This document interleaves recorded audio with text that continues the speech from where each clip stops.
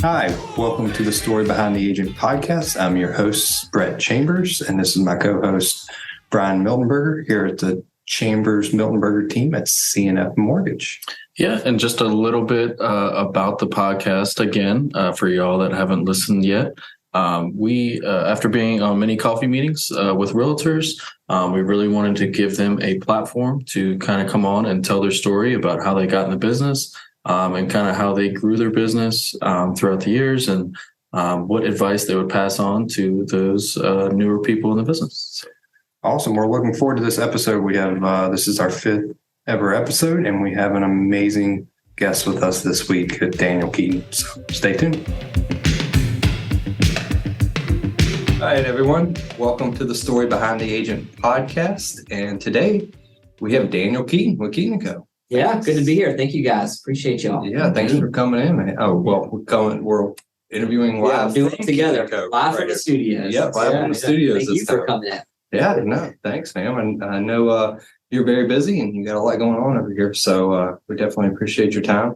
Appreciate it. And everything. But so tell the listeners, let's hear a little bit about what you were doing before you got into the business and what kind of drove you into the real estate business at the time. Yeah, so prior to real estate, I did a few different things. I used to sell for Valpak, the little coupon envelope that you get in the mail. It's the blue envelope that mostly turns into fire, thrown in the fireplace. But what I did was I would go into local businesses and get them to advertise and say, hey, put your coupons in here. And then I distribute them out through the Valpak system. Learned a lot from that. Learned a lot about rejection. You walk into this poor guy trying to run a little sandwich shop in the middle of the day, and I'm knocking on his door and trying to get him to give me money to advertise, and he's just like, what are you doing? So, cold calling, you get, the door closes on you a lot.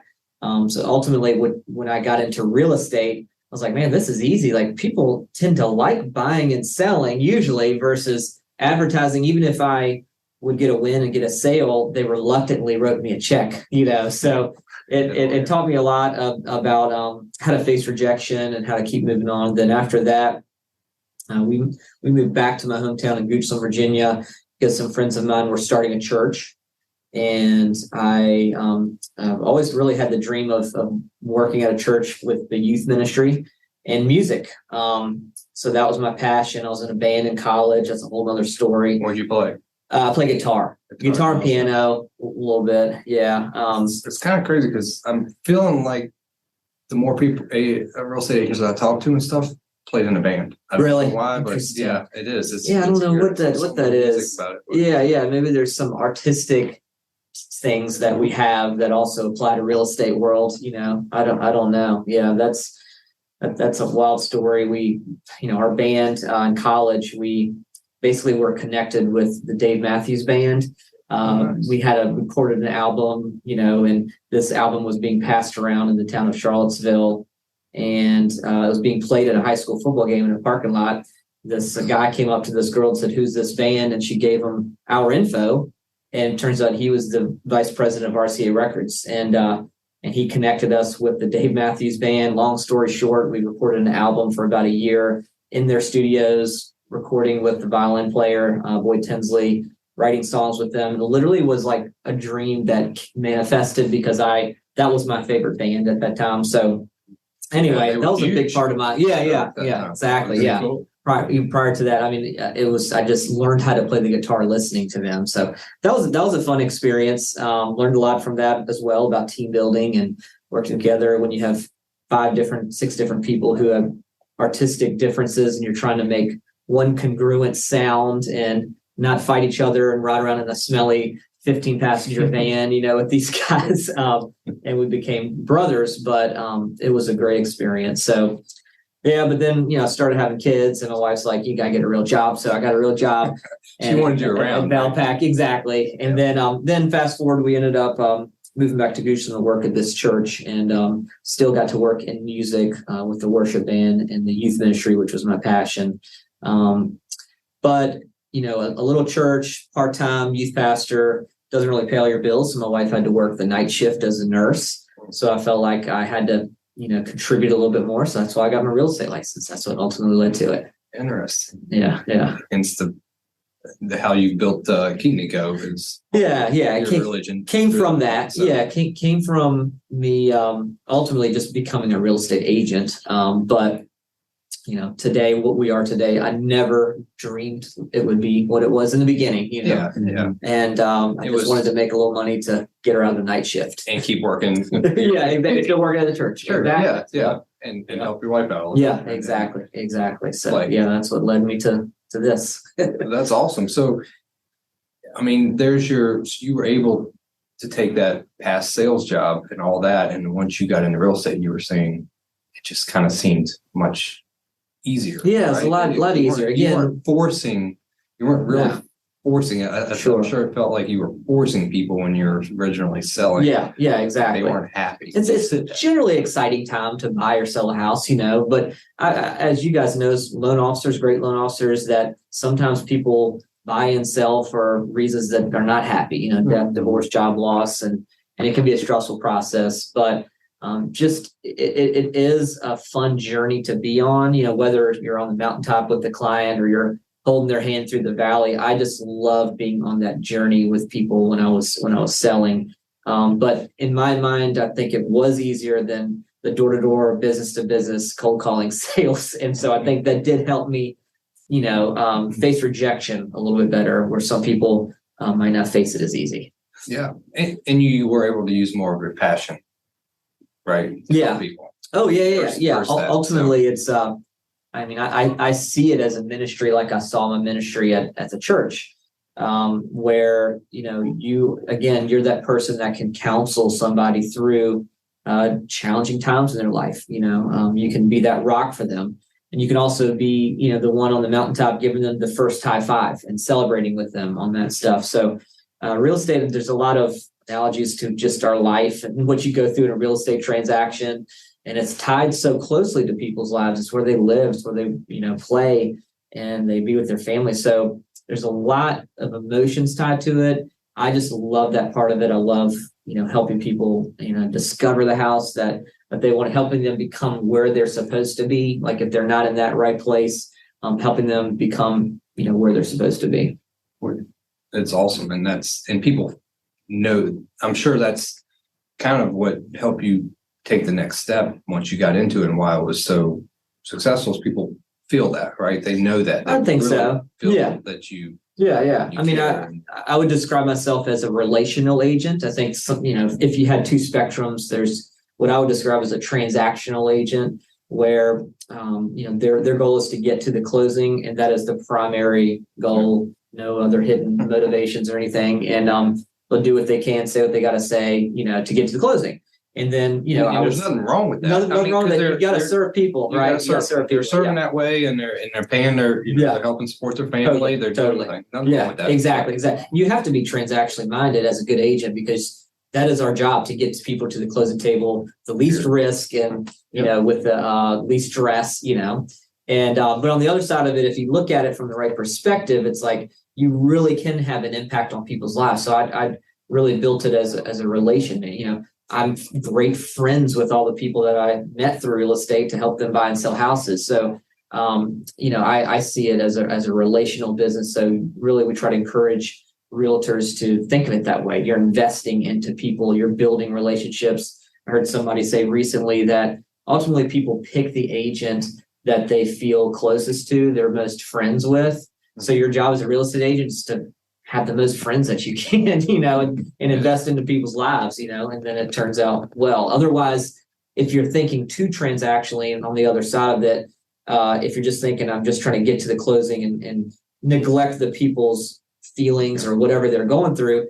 then you're always having to find the new business. Versus if you focus on the human, they're going to send you referrals, right? They know you're taking care of them, and the business compounds on itself. Transactionally minded, you're always having to find the new business. Yes. Yeah. Just keeping in touch with them too, just the whole time. So exactly. So when you first got into it, where were you? What were you doing? I mean, we can go on and talk about what you've, sure. Yeah. done, which is incredible, but what first started? Like, yeah, I was terrible when I first started. Like who really is? yeah. People like these rock star agents, like my first year I sold 50 homes. I mean, you hear these stories, and I'm like, well, that wasn't me. I didn't know what I was doing. I wasn't trying to accomplish big things, but I was at a independent firm, smaller firm, great people, great brokers there. But I only sold, I think I sold $600,000 worth of real estate my first year. Whatever that ended up. Yeah, at that time, my average sale was $100,000. I think I sold 6 homes. My average sale was $100,000. And terrible. Yeah, terrible. Yeah, when you deduct all your expenses and when you all that stuff, your mileage and my signs and all that stuff, I'm like, I didn't make no money, at the end of it. And I was like, well, this wasn't worth my time. So second year, I thought I was going to do better. And my taxes those 2 years were almost identical, almost exactly the same, where I made like, 18 grand and then minus all my expenses. So I almost quit, honestly, at the end of my second year. When was that? It was probably like 2012, 13, something like that. The market was kind of at the bottom. There's a lot of short sales and foreclosures, and it was just a weird time, which I didn't know. That's all I knew at that time. And a large chunk of what I did were foreclosures and short sales. You had to learn those. But then my third year, I realized I needed to figure some things out if I was going to continue this. And so I invested into a website. And then my brother started a digital marketing company. And we were kind of experiments for each other. I was his first client. He was my first, hire for digital marketing, and he had his own company. But so he built this plan. We worked together and created a niche in Goochland County where we grew up. And I loved farmland. I loved rural properties. I loved, walking in the woods. So I was like, that's what my niche I want it to be, right? I'm an outdoors guy. And so it worked. It blew up. We created this website called Goochland Living. And that year I sold, maybe 20, 25 homes in that range. And then the next year it doubled. So it was like a switch. Yeah. Switch that turned on. So it was the leads, the opportunities that I didn't have. And then it was a coaching program that I actually paid for at that time through called GSD Mode. It's Joshua Smith. He's a real estate coach. So I love to hear that because I'm a big fan of coaching. Yeah. It's awesome. It was a group coaching program, my first experience with it. But ultimately it, helped me, know what to do with the business with these leads, basically. And, when you get in the business, you think, at least I thought, I'm like, okay, all my friends and family, they're going to call me. They're going to be like, oh yeah, I know you're an agent now, so help me buy a house or sell a house. And that just doesn't happen. You have to rebrand yourself to your sphere of influence, because they knew me as, the guy in the band or the Valpak person or, the youth pastor, which are all fine things, but I wasn't top of mind when they were thinking about buying or selling a house, my friends and family. Yeah. And so I had to find my own business. And when I found it, over time, I started to be branded to my sphere, and then they started to call me. And then that's when the snowball started to happen. Mm-hmm. That's year 3 and then 4. Exactly. Yeah.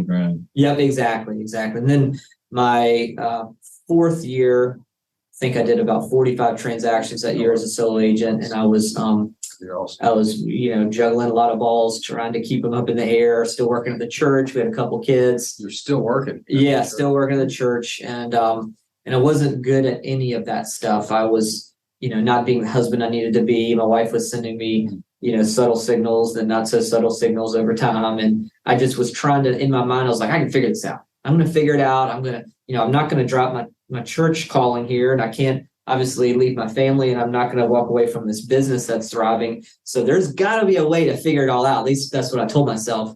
But then I read a book called Essentialism, which I recommend to a lot of people. Essentialism. Okay. And it's, I remember there's a chapter in there that says the subtle art of saying no.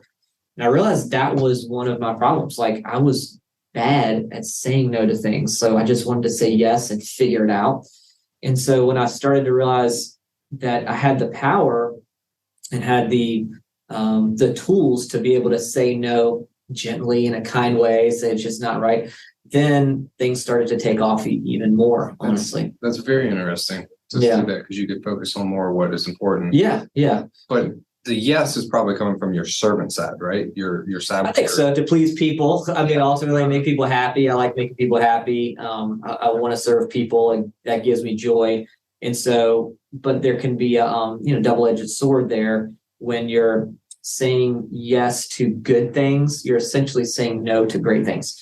And so I remember in that book, it gave us a practice to write down all the things that you don't want to do in a not to-do list on a daily basis. We all have these to-do lists, like I want to do this, this, this, and this.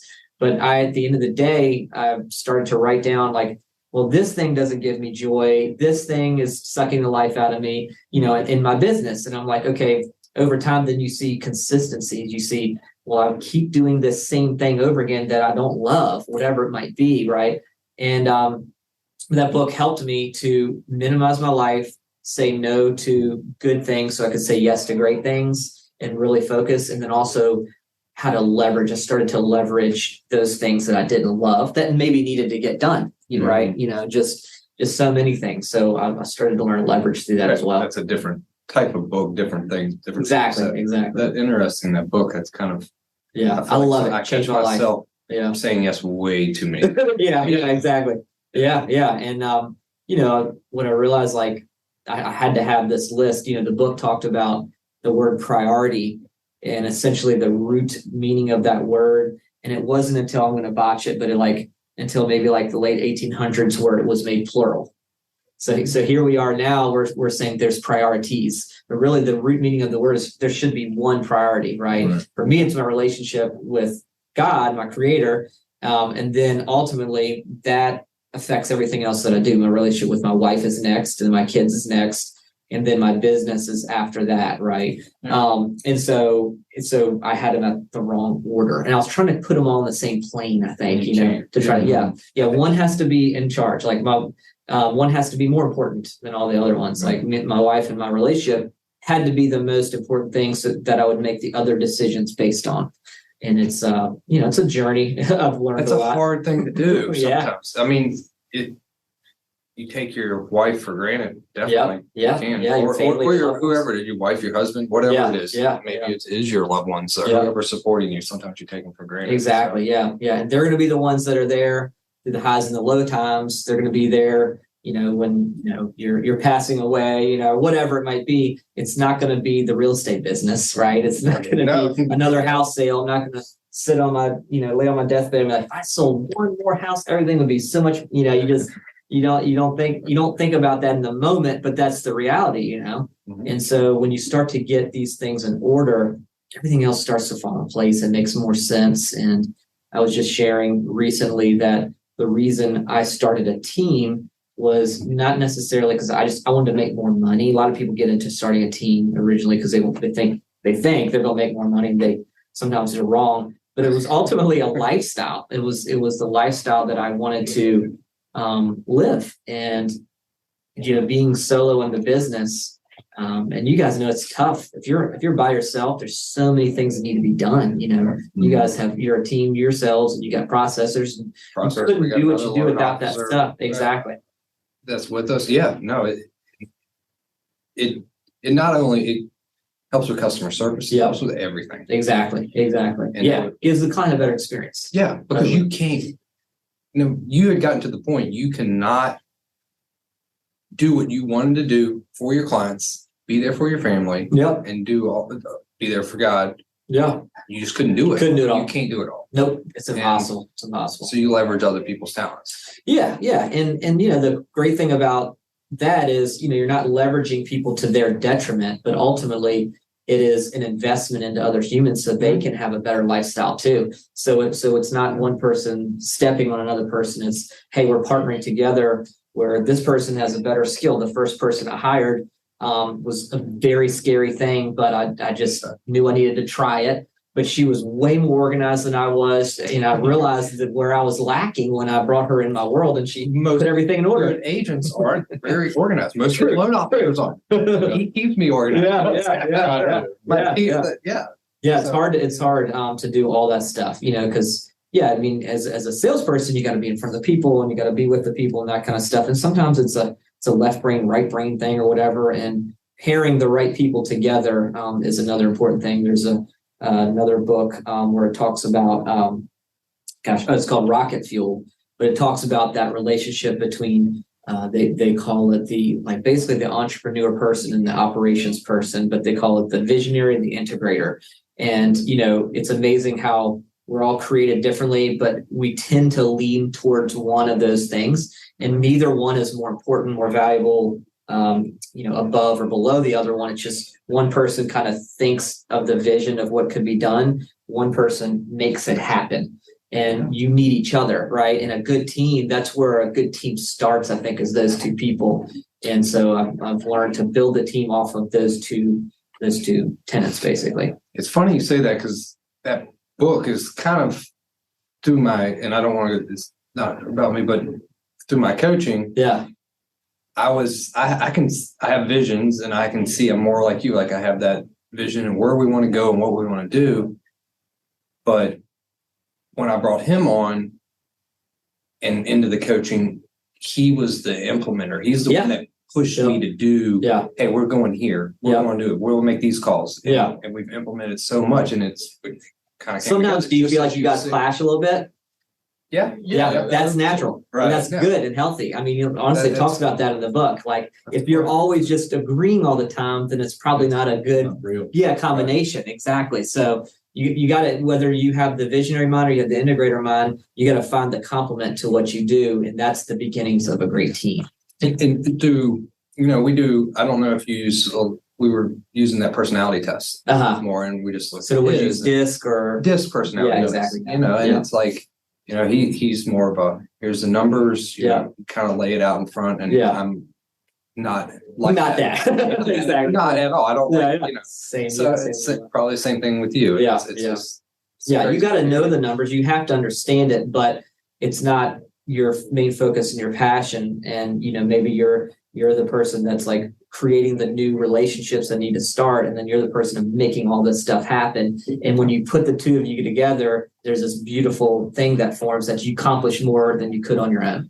Right. And that's what it's about. And seeing that, and then you look at other, not just only teams in real estate or whatever, you can kind of see that in businesses that thrive. I mean, $1 billion, you just talk about them having their right hand, like their person, right? Yeah. And it's like, all these major businesses, they profile in the book, and they talk about this person was the integrator, this person was the visionary. Mm-hmm. So it's a proof in it.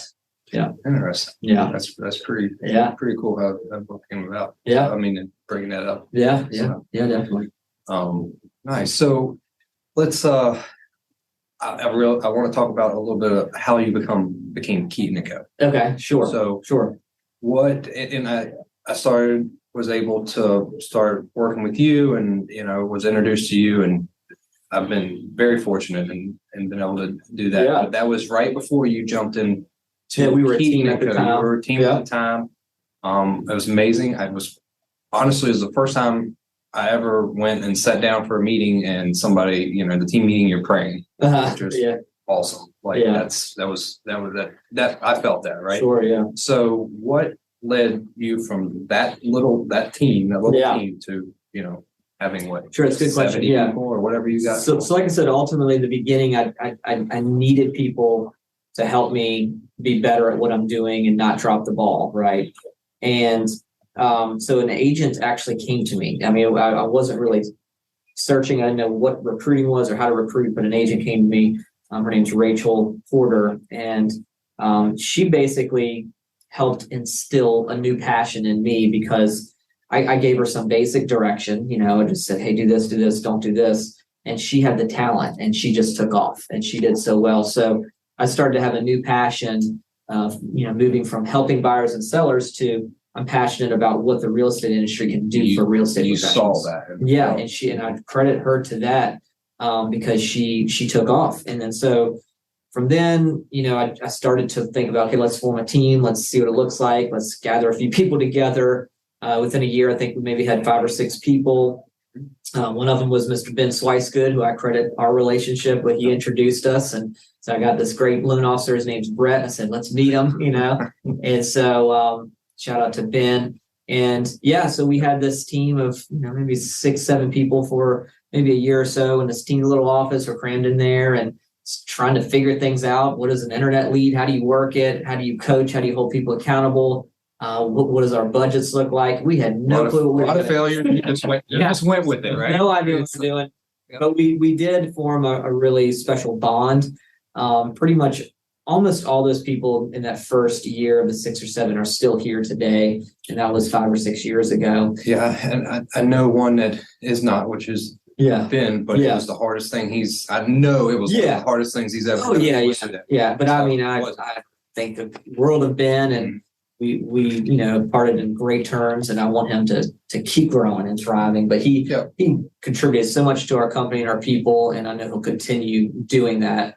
But so we had this team, and it grew and grew and grew until about 2019, where we had 17 people on the team. And at that point, we were in this room, like physically, that was just too small. But figuratively, there is a vision that we needed to be in a place that would allow us to expand. And so we decided to start the brokerage 2020. Perfect timing. Friday, the 13th of March was our launch party. I don't know if you were there or not. I was there over at Gathering. Gathering is so weird. We're getting text messages on our phone all day saying, "Are you sure you want to do this?" There's people talking about this COVID thing coming in, and things are, hey, Chesterfield County schools have just shut down. Are you still having your party? Like, yeah, we're doing it, whatever, And so this is short-lived. We just did it. Exactly. We're like, oh, it's not going to be a big deal. So people come, we start doing elbow bumps, and we're all wondering, are we going to be dead? It was a really weird vibe, but we had a lot of friends and family and clients come, and it was fun. It was fun. Photo booths and all that stuff. It was the last big gathering I think we had for a long time. Literally was for us. We went home that weekend. That's how we started our company. And we didn't come back. We wouldn't come back for 2.5 months, 3 months to the office. And we didn't know that at first. At first it was like a couple of days, then it was 2 weeks, and then it was 2 years or whatever. But it was scary. It was a scary time. We had a lot of deals fall through. Well, at that time, they took credit scores. They went, literally, it was like we were doing 580, 600. So they went from 620 to 640 to 660. So they're raising the bottom. Literally over a week. Like it went all the way to 680. Deals that were in the system that were done, they were done. So I'm sure y'all had a ton of deals fall through. Yeah. We had about 20 deals fall through within a 30, 40-day period. It was a nice, scary. People weren't buying for a couple months there. Rates were so up and down. Literally one day they were moving 0.5%, which is insane. Yeah. And one day they would shut down. Yeah, wild world for both of us. I know it was crazy. But you were literally just starting. So now, where are we? So I'm like, okay, I got to dip into my savings to pay the salary of these employees that we have because we're not selling enough real estate. It was wild. But one thing I knew that we needed to do was to be together. So though we could not be together physically, we started adopting Zoom like a lot of companies did, and started to do group trainings. And I realized that I was going to run out of group trainings of things that I could give because we were doing them 3-4 days a week. And I said, okay, I was looking around. So Katarina, she's great at listings. Kat, will you teach a class on listing appointments? Scott knows the contracts. Will you teach something on the Rachel does social media really well. Will you teach something on that? And this beautiful thing that came out of it was this collaborative culture and spirit where people just shared their knowledge and shared what they had. And that really has carried over in today. I really believe that was a catalyst for our culture today. And we still have weekly agent-led training, specifically led by the agents. And because we believe in the power of collaboration, we believe in the power of putting your ideas together, that the rising tide floats all boats. And when one person succeeds, we can all succeed. So that time was a blessing in disguise, and you don't realize it at the time. They say that adversity, if you look at it the right way, can be your ticket to higher levels of success than you would have without that adversity. So, and a lot of times you don't see it until hindsight, but definitely it helped us build what we have today. Well, you definitely have built something special. So, Brian will ask our next question, but I want to put this in here. If you're a new agent and you're thinking, or just an agent in general, and you're thinking about, I really think they should check you out, check your company out. Appreciate it. And meet with you. So we'd love to meet people, and not only new agents, but if you're getting the business, especially, I think definitely come. We've put a lot of focus on new agents in the beginning, especially as we were a team, because a team kind of helps people get off the ground. It's the 87% failure rate in real estate, and our success rate is the opposite of that. Really, we have people, if you stick in it full time, we have the tools and the resources, you just got to grab it. And so as we grew, one of the reasons we decided to create a brokerage was because I was seeing the ceiling of people, that they were hitting from the team model. And I wanted to be able to grow with them. I wanted to be able to give them opportunities as they grew in their business. And so we have agents that are brand new to people who are 30 plus year veterans in the business, people growing their own teams, which we're passionate about. We love helping people grow teams. Yeah, that's awesome. Because then they're seeing what you're doing, and they kind of multiply. And they can come to you for the coaching and come to you for that kind of stuff. Yeah, we love that. It's awesome. Well, we're going to run out of time if we don't. Yeah. But one last question, kind of piggybacking off the same thing you were just saying. We've been asking everybody this. What is one piece of advice, the best thing you could tell somebody, a new person that's either thinking about making the jump into real estate or has just in it? It's kind of overwhelming when you first get in and you're like, okay, what next? Sure. One piece of advice is tough because, my brain goes into 1,000 things that needs to be done. But, of course, that can be like overwhelming. Yes. I would say find a place that believes in you, So, and I'm not saying we're the only place that believes in the people that work here. So I'm not. It's not a shameless plug here, but I would say, hey, there's nothing wrong with the shameless plug. There's nothing wrong with shameless plug. I believe that. I really do believe that. I believe that we believe in our people, and when we invite them into this world, we want them to succeed. And when you're new, you don't have that confidence yet. You don't have that belief in yourself, and you have to borrow that from somebody else. And I know we're not the only company that does that, but wherever it is, wherever you're listening to this podcast, find a place that believes in you and has a system in place for you to succeed. Because they can believe in you. They can be like, you're awesome. I think you're gonna do it. But if they don't have a path laid out that says, if you do A, B, C, and D, all these things are going to happen, then they don't have the path for you. You got to have that path, a written path for success. And then, ask the company to show you, give me examples of people who have come here and they've succeeded in your system. And I think that's important too, the proof that they're doing it right, but a place that believes in you. Yeah. Words are one thing, actions are. Yeah.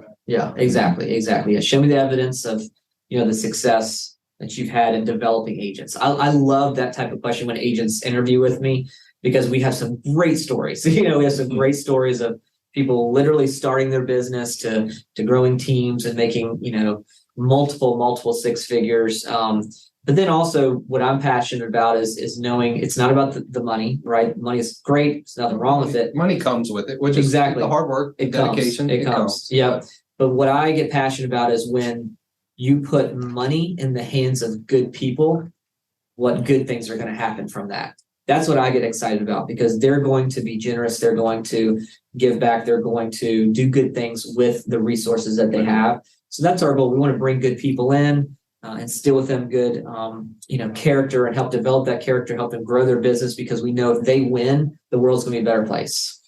That's awesome. And it's pretty cool without putting money in the right hands is a great, so that through my coach and through the stuff he always talks about, he's like, the money does come when you serve people, and the money comes like that, but I can do way more serving. Like I can literally give a house. I can, when I'm making a lot of money, I can donate a house. Exactly. Depending on the amount of money. Sure. It's like I can donate so much more than just my time. When you're making more money. Exactly. If it's in the right hands. Right. Good resources in the hands of good people will change the world. So that's what we believe in. We want to, again, continue helping those great people funnel more resources in their hands, because they're gonna do good things with it. Awesome. Well, thanks, Daniel. Cool. Thank you guys. Definitely appreciate it, man. Thanks for doing it. Appreciate y'all. I can't wait to watch Keeton & Co. grow into. I know you have some amazing, some awesome visions like you talked about. So it's going to be exciting to watch you grow. So thank you. I appreciate you. Thanks again for your time, man. Yep. Awesome. Thanks, everyone, for listening to this week's episode with Daniel Keeton. He had a great interview there. And once again, this is Brian Milberger and Brett Chambers with the Chambers Milberger team here at CNF Mortgage. All right. And if you're listening to this and enjoyed the podcast and you're an agent and you want your loans closed on time, you want great communication throughout the process, and you want your leads followed up in a quick and timely manner, then give us a shout, 540-908-7764. And we'll see you on the next podcast. Thanks.